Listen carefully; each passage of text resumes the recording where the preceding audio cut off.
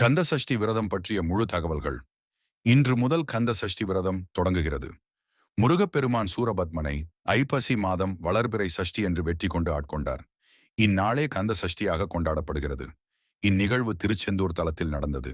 எனவே கந்த சஷ்டி விழா இத்தலத்தில் வெகு விமரிசையாக கொண்டாடப்படுகிறது. கந்த சஷ்டி உருவான கதை படைக்கும் கடவுளான பிரம்மாவிற்கு தட்சகன் காசிபன் என்ற இரு புதல்வர்கள் உண்டு. இவர்களுள் தட்சகன் சிவனை நோக்கி தவம் புரிந்து பல வரங்களைப் பெற்று சிவபிரானுக்கே மாமனாராகியும் அகந்தை காரணமாக இறுதியில் சிவனால் உருவாக்கப்பட்ட வீரபத்திரரால் கொல்லப்பட்டான். அடுத்து காசிபனும் கடும் தவம் புரிந்து சிவனிடம் பல வரங்களைப் பெற்றான். ஒரு நாள் அசுரகுரு சுக்கிரனால் ஏவப்பட்ட மாயை எனும் பெண்ணின் அழகில் மயங்கி தான் பெற்ற தவ வலிமையை இழந்தான். இதைத் தொடர்ந்து காசிபனும் மாயை எனும் அசுர பெண்ணும் இணைந்து சூரபத்மனும் சிங்கமுகமுடைய சிங்கனும் யானை முகமுடைய தாரகனும் ஆட்டுத்தலையுடைய அஜமுகி எனும் அசுர பெண்ணும் பிறந்தனர். மாயை காரணமாக தோன்றிய இந்த 4 பேரும் ஆணவ மிகுதியால் மிதந்தனர்.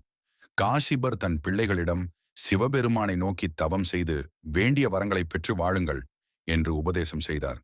இவர்கள் கடும் தவமிருந்து சிவபெருமானிடம் பல வரங்களை பெற்றனர். இவர்களுள் சூரபத்மன் சிவனை நோக்கி கடும் தவம் புரிந்து 108 யுகம் உயிர் வாழவும் 1008 அண்டம் அரசாளவும் இந்திர ஞாலம் எனும் தேரையும் வரமாக பெற்றான். மேலும் தனக்கு சாகாவரம் வேண்டும் என சூரபத்மன் சிவனிடம் கேட்க, பிறந்தவன் மடிந்தே தீர வேண்டும் என்ற சிவன் எந்த வகையில் அழிவு வர வேண்டும் என கேட்டார். சூரபத்மன் ஒரு பெண்ணின் வயிற்றில் பிறக்காத பிள்ளையால் தான் தனக்கு அழிவு வர வேண்டும் என கேட்டான். இந்த வரத்தை பெற்ற சூரபத்மனும் அவனுடன் பிறந்தவர்களும் தம்மை போல் பலரை உருவாக்கி இந்திரன் முதலான 30 முக்கோடி தேவர்களையும் சிறையில் அடைத்தனர். இந்த கொடுமையை தாங்க முடியாத தேவர்கள் கைலாயம் சென்று சிவபெருமானிடம் சூரபத்மனிடம் இருந்து தங்களை காக்கும்படி முறையிட்டனர். சிவனும் அவர்களை காப்பாற்றும் நோக்குடன் பார்வதியின் தொடர்பின்றி தனது 6 நெற்றிக் கண்களை திறக்க அவற்றிலிருந்து தோன்றிய 6 தீப்பொறிகளையும் வாயு பகவான் ஏந்திச் சென்று சரவண பொய்கையில் மலர்ந்திருந்த தாமரை மலர்கள் மீது சேர்த்தான். அந்த தீப்பொறிகள் 6ம் 6 குழந்தைகளாக தோன்றி 6 கார்த்திகை பெண்கள் அறுவர் பாலூட்டி சீராட்டி வளர்த்தனர். அந்த 6 குழந்தைகளையும் பார்வதி கட்டி அணைக்க அவர்கள் ஒரு மேனியாக வடிவம் கொண்டு 6 முகங்களும் 2 கரங்களும் கொண்ட முருகப்பெருமானாக தோன்றினர். திருக்கரத்தில் வேலேந்தி கொண்டு, முருகப்பெருமான், இந்திராதி தேவர்களே, நீங்கள் அசுரர்களுக்கு சிறிதும் அஞ்ச தேவையில்லை. உங்கள் குறைகளை சீக்கிரமே போக்கி அருள் செய்வது என் வேலை என்றார். அசுரர்களை அழிக்க நினைத்த முருகன் முதலில் சிங்கமுகன், தாரகாசுரன், அவன் மகன் என எல்லா சேனைகளையும் 5 நாட்களில் அழித்தார். 6ஆம் நாள் எஞ்சியவன் சூரபத்மன் தான். தனது சேனை தலைவரான வீரபாகுவை சூரபத்மனிடம் தூது அனுப்பி அவனை திருந்தும்படி எச்சரித்தார். ஆனால் சூரபத்மன், பாலகன் முருகனா எனக்கு எதிரி, யார் வந்தாலும் இந்திராதி தேவர்களை காக்க யாராலும் முடியாது என்று வீராவேசமாக கூறினான். உடனே பிரம்மா, விஷ்ணு, சிவன் ஆகிய மும்மூர்த்திகளும் முருகப்பெருமானை சூரனுடன் போர் புரிய அனுப்பினர். சூரனோ கடலின் நடுவில் வீரமகேந்திரபுரி என்ற பட்டணத்தை எழுப்பி அங்கே வசித்து வந்தான். உலகை ஆள வந்த முருகன் அந்த நகரை அடைந்தார். சூரன் அவரை பார்த்து ஏளனம் செய்தான். முருகன் அசரவில்லை. முருகனை கொல்ல வேண்டும் என்ற எண்ணம் சூரனுக்கு வரவில்லை. காரணம், ஒரு சிறுவனை கொல்வது தன் வீரத்துக்கு இழுக்கு, அது பாவமென்றும் அவன் கருதினான். அந்த கல்லுக்குள்ளும் இருந்த ஈரத்தைக் கண்டு முருகனும் அவனை கொல்லாமல் ஆட்கொள்ள முடிவெடுத்தார். தன் விசுவரூபத்தை அவனுக்கு காட்டினார். அதை பார்த்தவுடனேயே சூரனின் ஆணவம் மறைந்து ஞானம் பிறந்தது. முருகா, என் ஆணவம் மறைந்தது. உன்னை பயமுறுத்த கடலாய் மாறினேன். அந்த கடலின் வடிவாகவே நான் இங்கு தங்குகிறேன். உன்னை வணங்க வரும் பக்தர்கள் என்னில் நீராடியதுமே ஆணவம் நீங்கி உன் திருவடியே கதி என சரணமடையும் புத்தியை பெற வேண்டும் என்றான். முருகனும் அந்த வரத்தை அவனுக்கு அளித்தார். அதன் பிறகு தன் ரூபத்தை சுருக்கி சூரனுக்கு ஞாபக மறதியை உண்டாக்கினார். சூரனுக்கு ஆணவம் தலை தூக்கவே அவன் மாமரமாக மாறி அவரிடமிருந்து தப்ப முயன்றான். முருகப்பெருமான் தன் தாய் உமாதேவியிடம் ஆசி பெற்று வாங்கிய வேலாயுதத்தை மாமரத்தின் மீது விடுத்தார். வேல்பட்டதும் மாமரம் 2ஆக பிளந்து ஒரு பாதியை மயிலாகவும் மறுபாதியை சேவலாகவும் மாற்றிய முருகன் தனது வாகனமாகவும் கொடி சின்னமாகவும் ஆக்கினார். சஷ்டி விரதம் ஐப்பசி மாத தீபாவளி அமாவாசையின் பின், அதாவது வளர்பிறை பிரதமை முதல் ஆரம்பித்து 6ஆம் நாளான சஷ்டி திதி வரையான 6 தினங்களும் அனுஷ்டிக்கப்படும் முருகப்பெருமானுடைய சிறப்பான நோன்பாகும். கந்த சஷ்டி விரதத்தை முறையாக அனுஷ்டிப்போர்க்கு இச்சா சக்தி, கிரியா சக்தி, ஞான சக்தி ஆகிய 3 சக்திகளுக்கும் தலைவனான முருகப்பெருமானது பேரருள் கிட்டும். சஷ்டி அன்று கந்தனுக்கு அபிஷேகம் செய்த பாலை பருகுவோர்க்கு புத்திர பாக்கியம் கிட்டும் என்பது ஐதீகம். கந்த சஷ்டி என்னும்போது அதற்கென சில விரத நியதிகள் தனித்துவம் பெற்று திகழ்கின்றன. இவ்விரதம் அனுஷ்டிக்க விரும்புவோர் விரத நாட்களில் விடியற்காலை துயில் எழுந்து சந்தியாவந்தனம் முதலிய காலை கடன்களை முடித்து ஆற்றில் இறங்கி நீரோட்டத்தின் எதிர்முகமாக நின்று ஓம் என்ற பிரணவ மந்திரத்தை உச்சரித்தபடி முருகனை மனதில் இருத்தி நீரில் மூழ்கி எழ வேண்டும். கிணறு, குளம் போன்ற நீர்நிலைகளில் நீராடுபவர்கள் வடதிசை நோக்கி நின்று மேற்கூறியவாறு தூய நீராடி தோய்த்துலர்ந்த ஆடை அணிந்து அமைதியான இடத்திலோ அல்லது ஆலயத்திலோ அமர்ந்து அல்லல் தீர்க்கும் ஆறுமுகப் பெருமானை நினைந்து தியானம் செய்ய வேண்டும். விரத காலங்களில் மனம் வேறு எண்ணங்களில் ஈடுபடாதிருக்க கந்த சஷ்டி, கவசம், கந்தர் அலங்காரம், கந்தர் அனுபூதி, கந்தர் கலிவெண்பா, திருமுருகாற்றுப்படை போன்ற நூல்களை படிக்க வேண்டும்.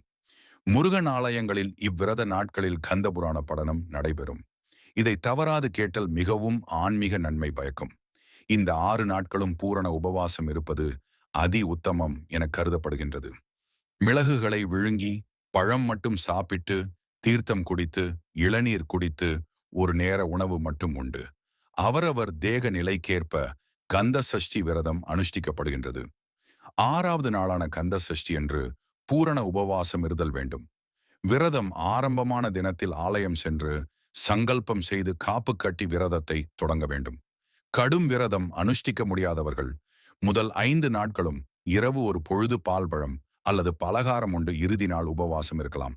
அதுவும் முடியாதவர்கள் முதல் 5 நாட்களும் பகல் ஒரு பொழுது அன்னமும் 6ஆம் நாள் இரவு பால் பழம் அல்லது பலகாரமும் உண்டு விரதம் இருக்கலாம்.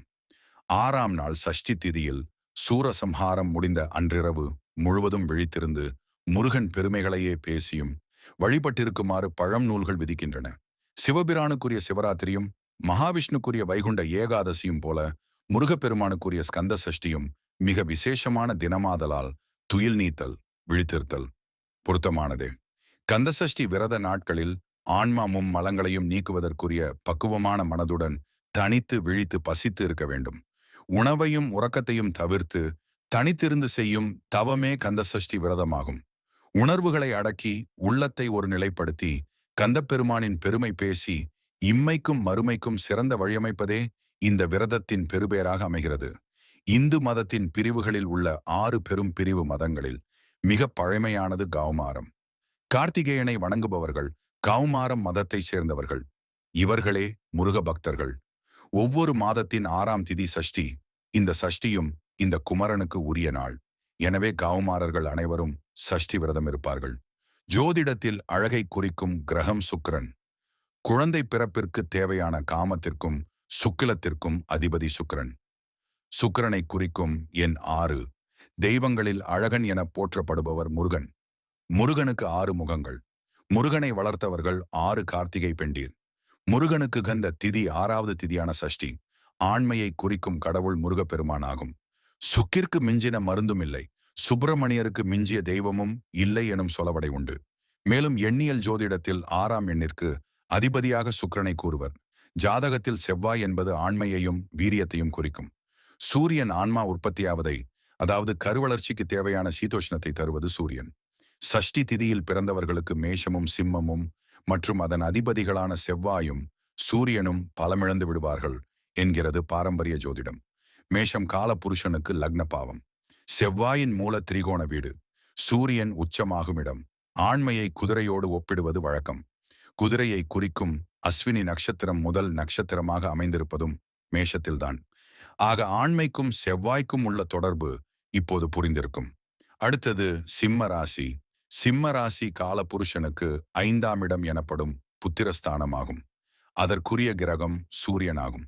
இந்த 2 ராசிகளும் கிரகங்களும் நன்றாக இருந்தால்தான் ஒருவர் தகப்பனாகும் பாக்கியம் ஏற்படும். விசாகம் குழந்தை வேலப்பராகிய முருகனுக்கும் உகந்தது என்பது குறிப்பிடத்தக்கது. கந்த சஷ்டியின் 6ஆம் நாள் முருகனுக்கு உகந்த செவ்வாய் கிழமையுடன் கூடிய சஷ்டி திதியில் அமைந்திருப்பதும் ஆத்மகாரகனாகிய சூரியனின் நட்சத்திரமான உத்திராடத்தில் அமைந்திருப்பதும், கோஷாரக குரு பகவான் செவ்வாயின் வீட்டில் நின்று காலபுருஷ குடும்பஸ்தானம் மற்றும் சுக்கிரனின் வீடாகிய ரிஷபத்தை பார்ப்பதும் இந்த ஆண்டு கந்த சஷ்டி விரதம் இருப்பவர்களுக்கு குழந்தை பாக்கியம் நிச்சயம் என்பதை உணர முடிகிறது. ஒருவரது ஜாதகத்தில் லக்னத்திற்கு 6ஆம் இடம் ருணரோக சத்ரு ஸ்தானம் எனப்படும்.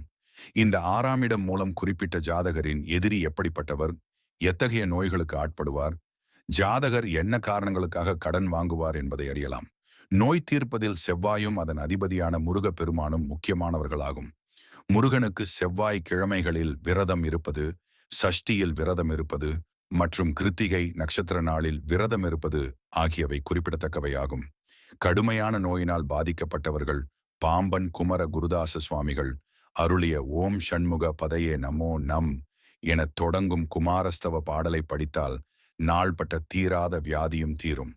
நோய் என்பது தீர்க்கக்கூடியது, ஆனால் பிணி என்பது தீர்க்க முடியாதது. நோயை மருத்துவர்கள் குணப்படுத்தி விடுவார்கள், பிணியை குணப்படுத்துவது சிரமம். பிணி இறையருளால் தான் குணப்படும், வினையும் அப்படித்தான் இறையருளால் தான் தீரும். இங்கே வினை என்பது இந்த பிறவியில் நாம் அனுபவிக்கும் துன்பங்களுக்கு காரணமாக நம்பப்படும்.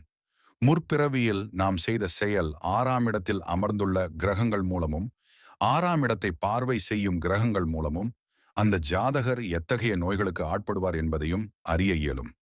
இந்த நோய்களின் தாக்குதல் எப்பொழுது பலமாக தன் இயல்பை காட்டும், எந்த காலகட்டங்களில் கட்டுப்பாட்டில் இருக்கும் என்பதையும் அறியலாம். ஜனன ஜாதகத்திற்கு 6ஆம் வீட்டிற்கு 12ஆம் பாவத்தையும் அதன் கிரகங்களையும் கொண்டு நோய் தீர்க்கும் அமைப்பை அறியலாம்.